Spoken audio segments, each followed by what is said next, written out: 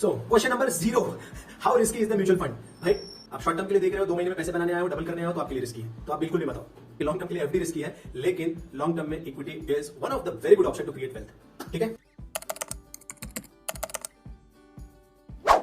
So hello भाई लोग, आप लोगों ने म्यूचुअल फंड की पूरी सीरीज एक साथ खत्म कर दी।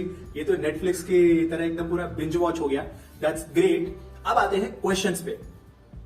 यार सबसे कॉमन क्वेश्चन क्या है? सबसे पहला क्वेश्चन ये है कि अगर म्यूचुअल फंड डायरेक्टली पैसा स्टॉक मार्केट में ही डाल रहे हैं, कंपनियों में ही डाल रहे हैं, तो भाई म्यूचुअल फंड एग्जिस्ट ही क्यों करता है? लोग खुद क्यों नहीं डाल रहे? तो उसका सिंपल आंसर है, देखो भाई, सबके पास आपके जितना पेशेंस नहीं है इंफॉर्मेशन गैदर करने का और खुद से करने का।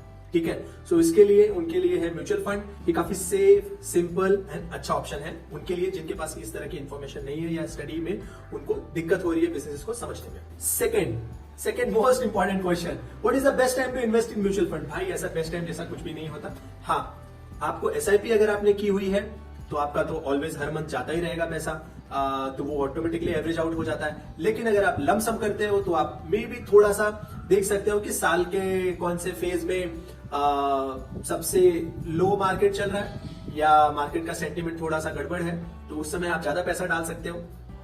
बट मुझे लगता है कि टाइम करने की जरूरत नहीं, आप एक मंथ फ्रीज कर लो कि भाई इस मंथ में हर साल में डालूंगा और उसमें आप डालते रहो। सो अगर आप लॉन्ग टर्म के लिए देख रहे हो तो कोई भी टाइम सही है, गलत जैसा नहीं है, आप इन्वेस्ट कभी भी कर सकते हो। ठीक है। So the third question is, should I invest lump sum और एसआईपी? सो ये हमने ऑलरेडी वीडियो में बात किया हुआ, पूरी सीरीज में बात किया हुआ है कि भाई अगर आपकी रेगुलर इनकम है तो एसआईपी के साथ जाओ। अगर आपका बिजनेस है, आपका ऐसा बीच बीच में इनकम आते रहता है, कोई ऐसा रेगुलर फिक्स्ड डेट नहीं है, तब आप लमसम के साथ भी जा सकते हो। It's up to you. ठीक है। So the fourth question is कि भाई अगर मार्केट फॉल करता है तो उस समय एसआईपी बंद कर देना चाहिए क्या? So the answer is no. वही तो सबसे परफेक्ट टाइम है आपकी एसआईपी का, उसको चालू रखो, क्योंकि इसके पहले जो आपने एसआईपी से खरीदे हैं म्यूचुअल फंड, जो इकट्ठा किए हैं, वो थोड़े महंगे थे, अब तो सस्ता मिल रहा है। सो ये एवरेज आउट करने का टाइम है, तो ऐसे टाइम पे तो बिल्कुल भी बंद मत करना, क्योंकि आप लॉन्ग टर्म का होराइजन देख रहे हो और लॉन्ग टर्म के होराइजन में सब कुछ रिकवर हो ही जाता है। आपने तो देखा ही होगा कि चाहे 91 का प्रॉब्लम हो, चाहे 92 का क्रैश हो, चाहे 2008 का रिसेशन हो, चाहे 2020 का कोरोना हो, सब कुछ रिकवर हो गया। अभी इससे बड़ा और क्या आता कि पूरी दुनिया 1 महीने के लिए बंद थी। 1980s में हमारे जो प्राइम मिनिस्टर थे उनका असैसिनेशन भी हो गया था, तो भी मार्केट करेक्शन के बाद फिर से रिकवर कर गया।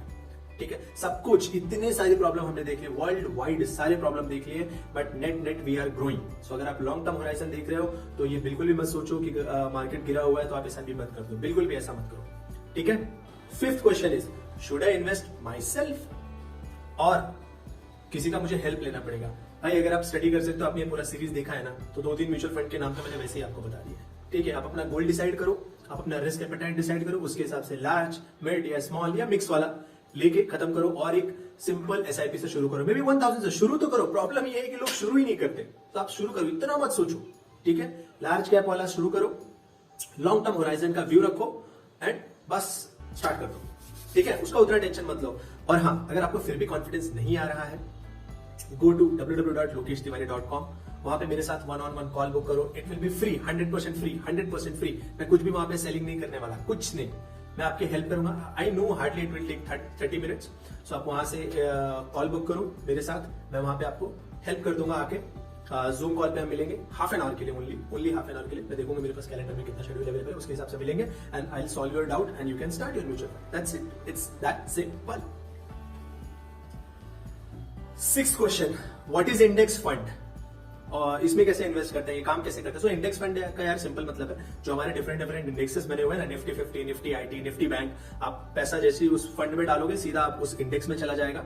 और ये पैसिव म्यूचुअल फंड की तरह ही है, ये एक्टिव म्यूचुअल फंड नहीं है, कोई एक्टिवली इसको मैनेज नहीं करते, क्योंकि इसमें ऑलरेडी गोल्ड डिसाइडेड है कि पैसा कहां पे जाना है। इट्स लाइक आपने पहले से डिसाइड करके रखा है कि जो एक्स्ट्रा पैसा आएगा वो गोल्ड में जाएगा। मान के चलो गोल्ड का एग्जांपल अगर ले, तो वैसे यहाँ पे पहले से डिसाइडेड है कि जो पैसा आएगा वो डायरेक्टली आईटी, निफ्टी आईटी में जाने वाला है, या निफ्टी बैंक में जाने वाला है, या निफ्टी 50 में जाने वाला है। इसको इंडेक्स फंड भी कहते हैं। ठीक है। Question number 7, what is expense ratio और इससे हमारे म्यूचुअल फंड पे क्या फर्क पड़ता है? देखो यार, जो return rate actually mutual funds दिखाते हैं ना, वो नेट रिटर्न रेट दिखाते हैं, वो एक्सपेंस रेशियो वगैरह कवर करने के बाद दिखाते हैं। तो अगर आप किसी म्यूचुअल फंड के रिटर्न रेट से खुश हो कि 18% का रिटर्न रेट आपको मिल रहा है, 19 का मिल रहा है, 20 का मिल रहा है, 15 का मिल रहा है, 16 का मिल रहा है, जो भी आप खुश हो, तो इतना आपको फर्क नहीं पड़ना चाहिए कि उसका एक्सपेंस रेशियो क्या था, इतना फर्क नहीं पड़ना चाहिए। लेकिन दो सिमिलर म्यूचुअल फंड्स हैं जैसे डायरेक्ट और रेगुलर का, वहां पे एक्सपेंस रेशियो का बहुत बड़ा फर्क है कि आप जो म्यूचुअल फंड चूज कर रहे हो उसमें अगर आप रेगुलर से जाते हो तो कम एक्सपेंस, ज्यादा एक्सपेंस रेशियो लगेगा, लेकिन आप डायरेक्ट जाते हो तो आपको कम एक्सपेंस रेशियो लगेगा। तो उस केस में आपको डायरेक्ट जाना है, तो वहां पे आपके लिए एक्सपेंस रेशियो बहुत मैटर करता है। बट आप दो ऐसे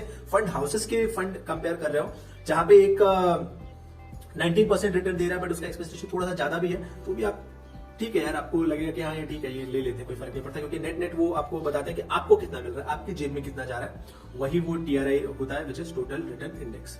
ठीक है, so question number 8। So lighting थोड़ा पीछे हो गया है, please bear with me. Question number 8 है कि क्या सिर्फ हिस्टोरिकल रिटर्न रेट देख के ही हमको म्यूचुअल फंड चूज करना चाहिए? तो आंसर थोड़ा हाँ, थोड़ा ना में भी है।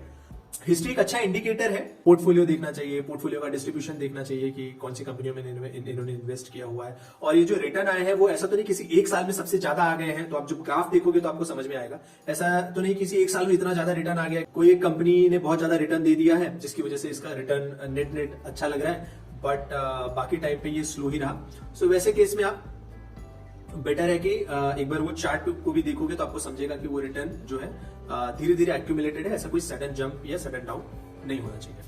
ठीक है, आई होप इससे आपको थोड़ा सेंस आया होगा, बट हिस्ट्री देख के भी आप रिटर्न मोटा मोटी कर ही सकते हैं। Then question number 9, how many fund should I have in my portfolio? Sir ये डिपेंड करता है आपके ऊपर। मुझसे पूछोगे तो मेरे पास 4 फंड है। एक डेट फंड मैंने ले रखा है, एक लार्ज कैप का मैंने ले रखा है, एक मिड कैप का ले रखा है, और एक ऐसा फंड मैंने ले रखा है फ्लेक्सी कैप का फंड है जो लार्ज कैप, मिड और थोड़ा सा आउट ऑफ इंडिया भी इन्वेस्टमेंट करता है वो स्टॉक, वो fund which is Parag Parekh mutual fund है, वो मैंने ले रखा है। सो बस ये 4 है मेरे पास। डेट फंड मैंने इसलिए रखा है कि कभी पोर्टफोलियो को रीबैलेंस वगैरह कुछ करना हुआ तो डेट फंड काम आएगा उस केस में। ठीक है, तो वो डिपेंड आप पे करता है। आप 1 से शुरू तो करो यार, लोग पूछते हैं बट 1 से शुरू नहीं करते। आप पहले 1 से शुरू करो, 3 से 4 या 5 से ज्यादा आई थिंक जरूरत नहीं पड़ेगी। डिपेंड करता है कि आपका फोकस किस बात पे, आप स्मॉल कैप में जाना चाहते हो क्योंकि स्मॉल कैप कंपनियों में ग्रोथ के ज्यादा चांस होते हैं, तो आप एक छोटा सा स्मॉल कैप का ले सकते हो, एक मिड कैप का ले सकते हो, एक लार्ज कैप का ले सकते हो, दैट्स इट। और एक may be flexi cap type का भी रख सकते हो, या फिर अगर आपको तीनों नहीं चाहिए, आपको एक ही चाहिए, तो आप फ्लेक्सी कैप भी रख सकते हो, दैट्स इट। और हाँ, एक फंड हाउस में सारा का सारा फंड मत रखो, डिस्ट्रीब्यूशन रखो कि थोड़ा एक्सिस के पास आप रखा है तो थोड़ा आप मे बी मेरे एसेट के पास रख सकते हो। एक ही फंड हाउस में सबका सब मत रखो, कल को उस फंड हाउस को अगर कुछ गड़बड़ हुआ तो आपका थोड़ा फंड जो है प्रॉब्लम क्रिएट कर सकता है। जैसे अभी फ्रैंकलिन के साथ हुआ था, तो उसमें थोड़ा प्रॉब्लम हुआ था, बाद में सब रिकवर हो गया, नॉर्मलाइज हो गया, but that is why I suggest people कि एटलीस्ट 2 या 3 फंड हाउसेस में रखो। अगर आपका 2 म्यूचुअल फंड है तो एक इस फंड हाउस का ले लो, एक इस फंड हाउस का ले लो। ठीक है, वी आर डन हियर, सारे क्वेश्चंस खत्म हो गए, पूरा म्यूचुअल फंड का सीरीज खत्म हो गया। इसके अलावा अगर मुझसे कुछ पॉइंट छूट गए हैं, आपको लग रहा है ये पॉइंट कवर नहीं हुआ, do mention in comment box. मैं डेफिनेटली उस पर और वीडियो बनाने का ट्राई करूंगा। इसके बाद I will be working on some another series जो कि एक साथ रिलीज होगी। ठीक है, till that help others to invest. ये वीडियो शेयर करो, लोगों को बताओ कि कैसे म्यूचुअल फंड से वो एक अच्छा खासा फंड क्रिएट कर सकते हैं लॉन्ग रन में। ठीक है, thank you so much guys, thank you so much for watching, bye.